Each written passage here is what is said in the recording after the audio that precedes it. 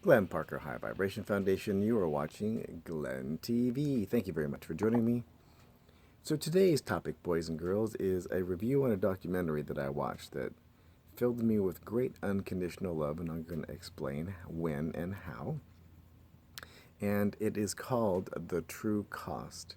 And it really is an overview of fast fashion and its effects on the economy and the ecology and humanity in general, and the human cost. And I'll lead in with this. Basically, there was a scene in the documentary where there was a building, like a factory of workers, and there was like 1,000 people and plus in this factory, and the walls are showing load bearing. They're showing wear and tear, and a lot of stress. And the workers left at one point in time, and were basically forced to come back inside and to work. And very later, I believe that same day or the next day, the whole building collapsed, and 1,000 lives were lost over a very long period of time. Like, it took days. Some were rescued, some were maimed, many died a very slow and painful death. And when I heard that aspect of it, it was very early in the morning, and I couldn't sleep, so I got up and I decided to watch this, have a snack and whatnot. And I was filled with great unconditional love for this particular part of all these people that passed away, because on a higher level, I understood energetically, from a soul level, they had all agreed to give their lives in this lifetime, because they are truly multidimensional eternal beings as source energy. There is no death, and they chose to experience and satisfy that contract in this lifetime to be able to teach everyone and to create such a catastrophe and event that it made such global and world news and impacted the fashion industry so much that it spurred wanting to make regulations, and it spurred giving them more than $2 a day for a 14-hour work day, and giving them daycare, because many of them have to drop off their kids to the parents, and they only get to see them once or twice a year because they are so far away, to be able to give them a better education. And they can't bring them in the factory because the chemicals are bad for children. Well, imagine if they are bad for children, they are also bad for adults. So terrible working conditions, people dying from trying to dye clothing because of the conditions and the way that things are set up. There's very few safety mechanisms. It's all about profit. And these companies come in and they say, I'll pay you 32 cents for a pair of jeans, delivered to me. And, if you can't do that, I'll get somebody who can. So it really is just about the money. It's not about sustainability. They don't care about the economy or the ecology. In some areas, where they do the dyeing for the leather for the fashion industry, they use chromium to do the dyeing, and as part of the mechanism for dyeing, and it's in contaminated the water supply.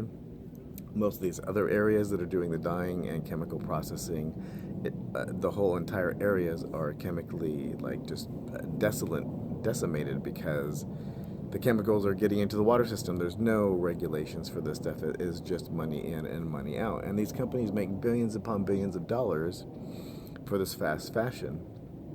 So I had a lot of unconditional love from that one particular story, and it kept echoing for days. It actually was still even echoing today. I watched it the day before yesterday in the morning.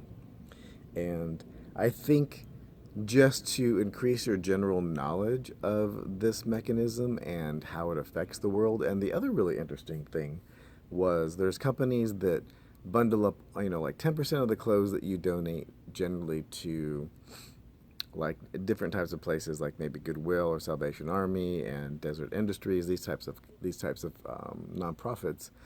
90% of that gets bundled up and sent to Africa. And what has happened as a consequence of our glutton for disposable clothing and disposable everything is that the sewers, the people that have spent their lives and made their careers sewing to be able to have a good minimum wage in Africa, that's out the window, because there's just so many brand new, spanking new clothes that you can get for nothing, because we've sent them over there, and there is just so much. I mean, there's even like hardly any space for these things that are going over there, that the sowers are now become slave labor to the same type of mechanism of, we'll give you X amount per jean or per t-shirt or whatever, and they can sell these things for such disposable types of money, like getting a cup of coffee, and there's no human mechanism in there. There's no sustainable wage.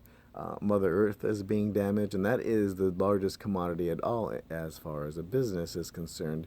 Sustainability. You can't spray these cotton crops and these GMOs over and over and over with these newfangled fertilizers and these newfangled like pesticides, and these things are supposed to be pesticide free anyway. They're supposed to be free of these things that are going to be chewing on them, yet there you are. So I think it is something that anyone should see, just to have a better working knowledge of how you can have more sustainability. There's people in there that are working with these companies and are setting up co-ops so that the women are educated, and that there are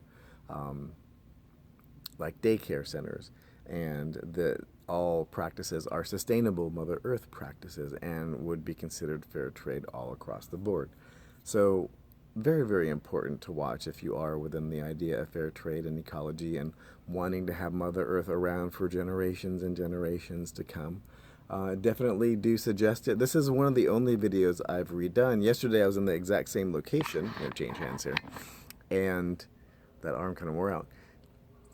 And I lost the light, and at the end it looked like spooky Halloween type of Glenn face. And we're getting close to that now, but it was like seriously bad. So it's one of the only videos that I've abandoned or redone. So I do appreciate you joining me again. And I'll put a link down below, either to the website or to the crowdfunding campaign, because the crowdfunding campaign will lead you to the website. It is the true cost, and it was done through a crowdfunding mechanism, which means it was very much in the new energy, and that people really liked the idea and supported it, which I think just gave the whole overall energy of the project, and the idea came from this new idea of sustainability and collectively supporting each other. So I think overall it is one of the better documentaries I've seen. I've been watching a ton of documentaries. I've been working on a tattoo documentary, and personally, and now one on alternative health is being developed as an idea. So you have all these different things. So I've been watching tons of documentaries to see like how to approach it, and how to do the point of view, and how to do the questions and answers so that they're fluid on screen. So thank you again for joining me. It's Glenn Parker, High Vibration Foundation. You are watching Glenn TV. Coaching, life, business, and spiritual. Also retreats, boys and girls. Don't forget retreats. It's very important to share in like-minded vibration. And down below in the description, there are tons of things going on. Find the link that speaks to your heart and not to your head, and you'll find the information you wanted in this lifetime. And if you do like this video, please do like, subscribe, and share, and support these types of things. Even $1, $5, $10 on these crowdfunding campaigns for these types of ideas are very, very helpful in setting in motion the things that can actually make a large impact on the world.